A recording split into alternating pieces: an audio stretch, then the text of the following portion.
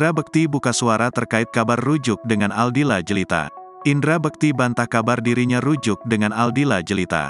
Ia mengaku saat ini masih dalam tahap perundingan. Alhamdulillah, belum rujuk seperti yang kalian pikirkan. Kita masih rapat-rapat doang, kata Indra Bekti. Diakui Indra Bekti, ada arah menuju rujuk namun lagi menunggu waktu yang tepat. Menuju ke sana, rujuk.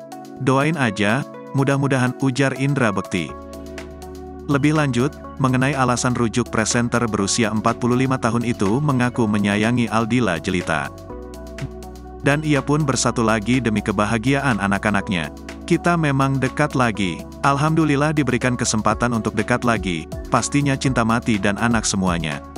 Semoga bisa diberikan kesempatan lagi, tutupnya. Diketahui, kabar Indra Bekti dan Aldila Jelita rujuk usai beredar melalui pesan singkat yang berisi acara tasyakuran rujuk yang digelar di Vape. Sayangnya, Indra Bekti tak membenarkan itu. Sebelumnya Indra Bekti yang hadapi operasi sinusitis masih dapat perhatian dari Aldila Jelita padahal mereka sudah cerai. Perhatian yang diberikan Aldila Jelita tersebut saat menyuapi Indra Bekti makan jelang operasi yang dijalaninya. Momen itu dibagikan Indy Barens hingga akhirnya Aldila Jelita didoakan rujuk dengan Indra Bekti.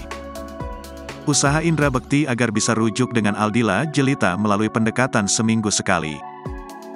Meskipun tidak setiap hari mendekati Aldila Jelita, presenter Indra Bekti berharap usahanya tersebut dapat berbuah rujuk.